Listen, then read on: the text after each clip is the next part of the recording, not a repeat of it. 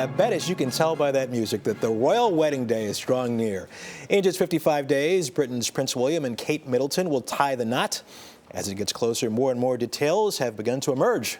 CBS News royal contributor, I like that, Victoria Arbiter has the latest. Victoria, good to see you. Good morning. How do you like that, royal contributor? Well, I love that. The 55 days makes me feel a bit nauseous. I know, it's getting close. So this week we learned some new things about who's invited. Who's on the list we didn't know about before? Well, Elton John has confirmed that he and his partner David Furnish are going to the royal wedding, and we were so relieved to have this confirmation because Clarence House is not commenting on any individual invitations. So we now know, bizarrely, that Kate Middleton's mailman is confirmed, as is the landlord of the pub.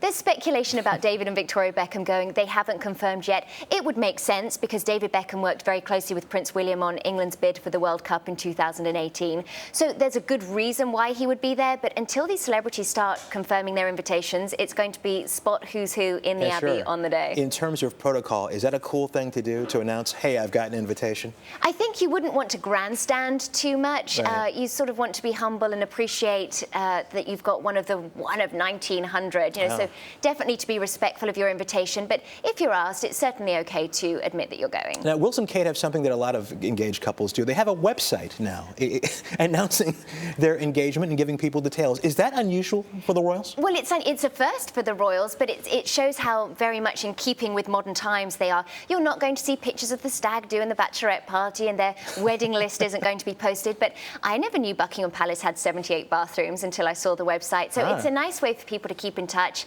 as well as being modern. You know, the British monarchy has a YouTube channel, a Facebook page. Clarence House has a Twitter page. Yeah. So it shows that they're really trying to see how they can include young people in this coverage. And they're not registered at Home Depot or Macy's.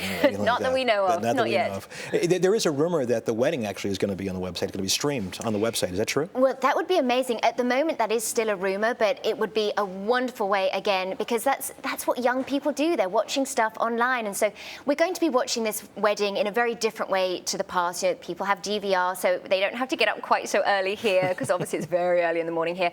So I think it would be a nice touch if they have it live as well. The Royal Mint has issued an official wedding coin. Tell me about that. They have. Well, since 1935, the Royal Mint has been marking significant royal occasions. It was George V's Silver Jubilee that kicked things off.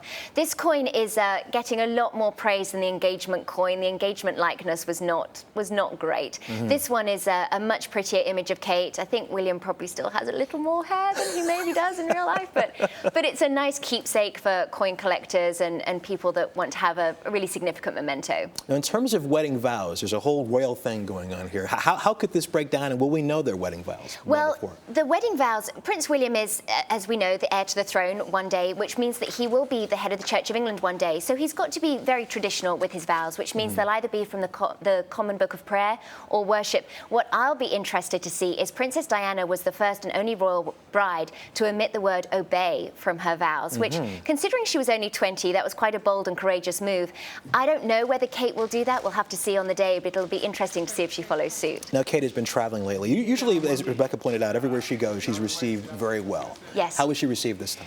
This trip, both of these trips were fantastic. Kate got 2 thumbs up, there's no question. She was confident, she was self-assured, she did really well on the walkabout. People were very excited to see her. And it gave a nice boost for English people because they're not quite on the royal wedding bandwagon yet. It's too soon.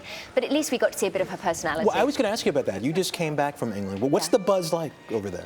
Oh, I hate to disappoint everyone. There isn't a buzz just yet. There's some really fun souvenirs that are coming out and people are planning their street parties. It's going to take us getting a little close to the time for England to get really on board with their wedding fever, but I can feel the momentum coming. But it's funny you said this last time. Over here you feel it much stronger than you do over there. Yes, it's true. Okay. And I think that's why I love that I'm covering the wedding for the Americans, because there's such an optimism here and an excitement, and I'm really enjoying that aspect of this. Victoria Arbiter. You know, Elton John on the list. He didn't think he was going to be invited. So no, he didn't. But I think William was honouring his mum. If she was around, she would have wanted him there, so I'm glad he's included. All right, Victoria. As always, great to see you. Likewise. Thank you.